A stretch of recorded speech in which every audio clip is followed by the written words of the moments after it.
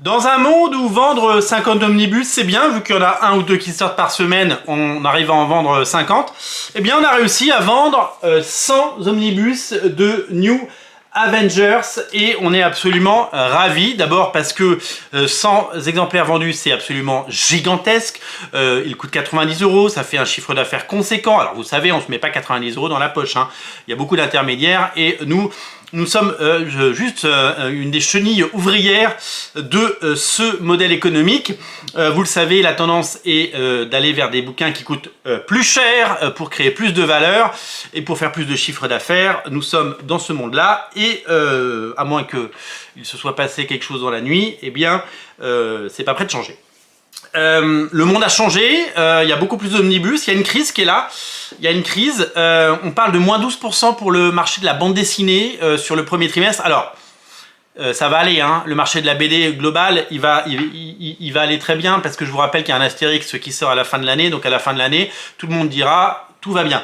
Mais le monde de la BD en général va mal, les mangas sont en baisse, les comics sont en baisse, on parle de moins 12%.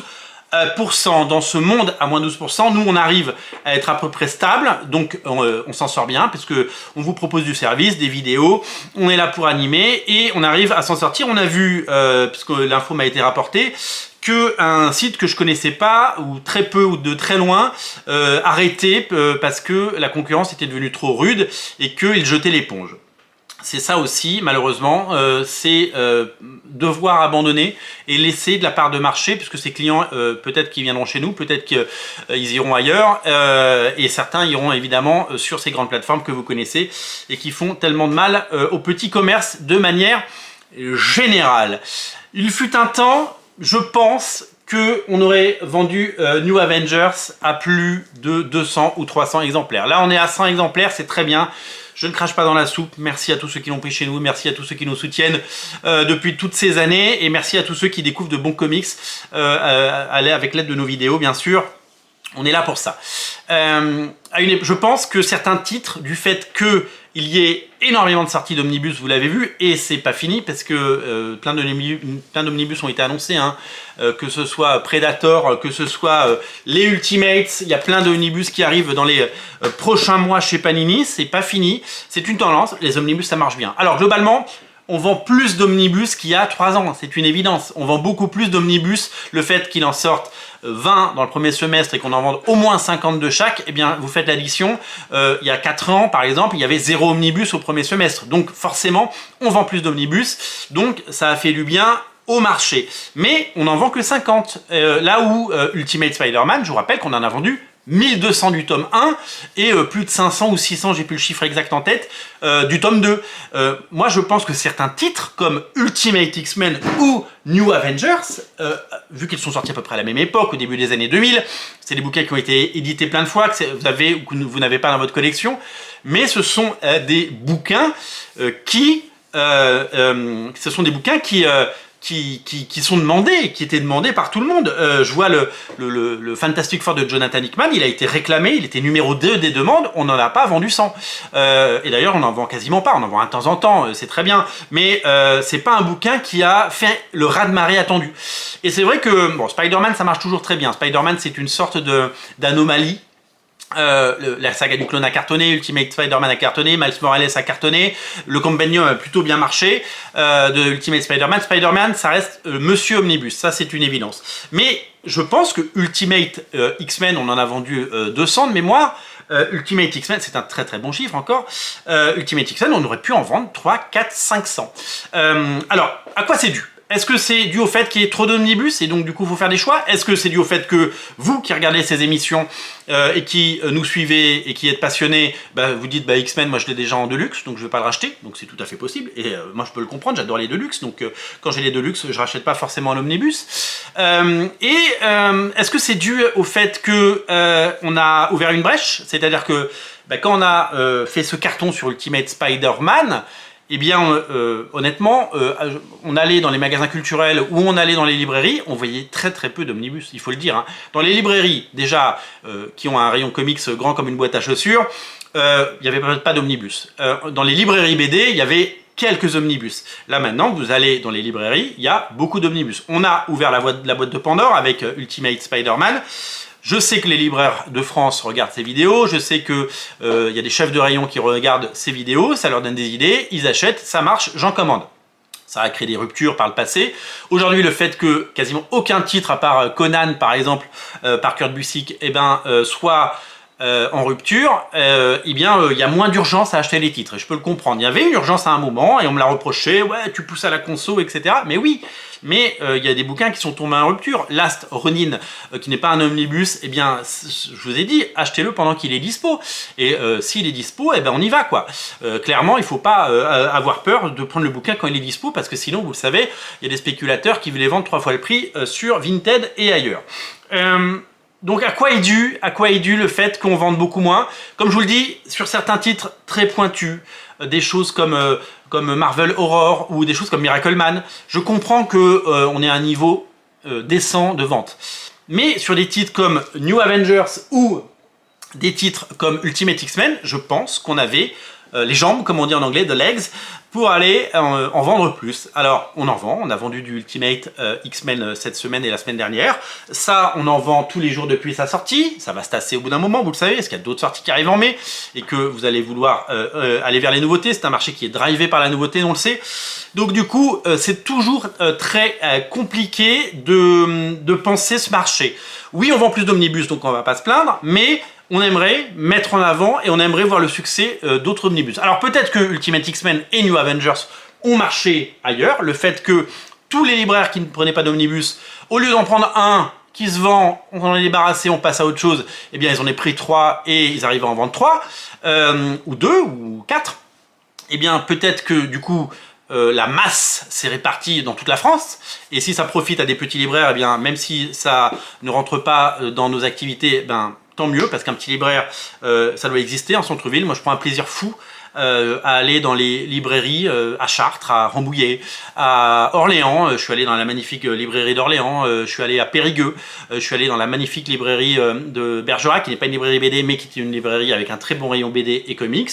J'adore quand je voyage en France, aller dans des boutiques et acheter des livres chez les indépendants. J'achète chez les indépendants pour soutenir, parce que j'ai envie de lire aussi, à ce moment-là, au moment M, j'ai envie de lire ce bouquin, donc j'y vais. Voilà, il y a vraiment une répartition, et j'espère que ce sont les petits libraires qui profitent des ventes qu'on a perdues, entre guillemets. Dernier point, il y a aussi un effet qu'il ne faut pas nuancer, c'est le site de Panini. Le site de Panini, on en parle. Le site de Panini est un coup de couteau dans le dos des libraires. Vous savez, Panini, ils ont commencé à vendre des comics il y a 25 ans, ils ont récupéré les licences à CMYK, d'abord sous le nom Marvel France, puis sous le nom Panini Comics, et pour vendre leurs comics, et pour se créer un réseau de distribution, et pour se créer un lectorat fidèle, parce que j'arrête pas de le dire, hein, les lecteurs de comics c'est fidèle, vous êtes fidèles, et vous êtes fidèles à vos marques, vous êtes fidèles à vos passions, vous êtes fidèles à vos libraires, et vous êtes un public formidable. Eh bien, il faut s'appuyer sur un réseau de libraires. Et depuis 25 ans, 30 ans, ils se sont appuyés sur un réseau de libraires. Et qu'est-ce qui se passe une fois que le réseau est maintenant que le lectorat est là? Alors, il est ce qu'il est, hein. Il est peut-être pas grandissant, il est peut-être pas très jeune, ce lectorat, mais il est là et il consomme du comics, des centaines d'euros chaque mois. Eh bien, qu'est-ce qu'ils font? Ils lancent leur propre site avec leur propre variante sur les omnibus, le truc qui marche le mieux et qui rapporte le plus. Panini, c'est des milliards d'euros de chiffre d'affaires annuel. Hein. Panini, c'est un groupe pan-européen hyper puissant. Les vignettes Panini, il y a énormément de choses. C'est des milliards d'euros, hein, des milliards d'euros. Je ne suis pas sûr qu'ils aient besoin des ventes en direct pour affiner le chiffre d'affaires, pour dire « Oh, la mariée est belle, on va aller sur les marchés, on va vendre la boîte. » Vous voyez, donc je trouve ça très bizarre. Très bizarre d'attaquer les libraires qui ont soutenu, dépensé des centaines de milliers d'euros en bouquins chez eux, et bien hop, coupe tout dans le dos. Maintenant que vous avez bien vendu des comics, c'est nous qui allons les vendre, on récupère le marché. Voilà, moi je trouve pas ça très correct. Je trouve ça dur, très très dur moralement. Et voilà, parce que d'abord, il y a deux choses. La première chose, c'est que sur les omnibus, il y a des couvertures variantes qui sont pas toujours très belles, mais qui existent. Et les gens adorent les collectors, on le sait, on en a vendu plein des collectors. Quand un indépendant, et on n'est pas les seuls à le faire, et tant mieux, fait une couverture variante, c'est génial. Quand c'est Panini qui le fait et qui se la garde, et donc il y a 300 exemplaires que personne d'autre pourra vendre, eh ben, en tant que libraire, merde quoi, ça fait chier. Et puis la deuxième chose, c'est que ils ne vendent pas que les variantes, ils vendent aussi les normales, les régulières. Donc les gens, l'important c'est d'avoir le bouquin, donc ils passent une commande, ils reçoivent le bouquin, que ça vienne de chez Panini ou d'un libraire, finalement c'est pareil, à part évidemment le niveau de qualité de service, et je commande pas sur le site Panini, donc je peux pas vous parler de la qualité de service, j'ai juste entendu à une époque que les emballages n'étaient pas au top, j'espère qu'ils se sont améliorés.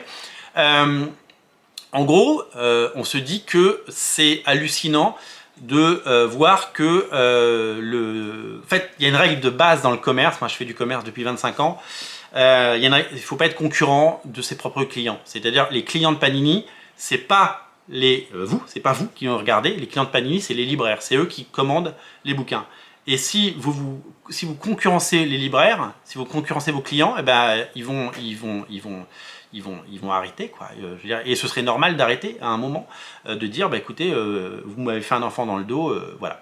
Donc je pense que pour toutes ces raisons, on vend moins d'omnibus à l'unité, on en vend plus au total. Donc moi je suis assez content qu'on en vende plus au total, mais je vous dis, je pense que des titres de qualité comme celui-là pourraient aller bien au-delà des 100 exemplaires qu'on a passés. On pourrait en vendre des centaines et des centaines et des centaines, mais le monde a changé. Alors le commerce c'est pas linéaire, on en a conscience. Les mecs qui disaient non mais moi je vais continuer à louer des DVD, hein, Vidéo Future c'est l'avenir, ils sont plus là. Les marchés changent, tout évolue, peut-être que les comics disparaîtront dans 10 ans, mais je ne le crois pas, mais vous voyez ce que je veux dire. Il faut s'adapter, et on s'adapte. On a vendu beaucoup d'omnibus pendant quelques années, on va vendre autre chose. Il suffit de trouver ce qui plaît au public, parce que c'est vous qui décidez, c'est vous qui avez la carte bleue, et c'est vous qui passez à l'acte d'achat. Donc voilà, je voulais faire part de toutes ces réflexions. Tout ça pour vous dire que Ultimate X-Men, c'est à lire évidemment et à dévorer, et que New Avengers, qui est un succès chez nous, merci aux 100 personnes qui l'ont acheté chez nous, est un succès également. Merci beaucoup, parce que c'est ça qui nous fait vivre, tout simplement. C'est ça qui fait vivre la boutique, les salariés qui payent le loyer et qui permet de continuer. Donc merci à tout ça, à tous. Je vous invite évidemment à nous suivre, à vous abonner, à mettre un pouce bleu et à commenter cette vidéo. Quelles sont vos réflexions sur le marché des omnibus? Je vous écoute écoutez, vous avez la parole. Salut.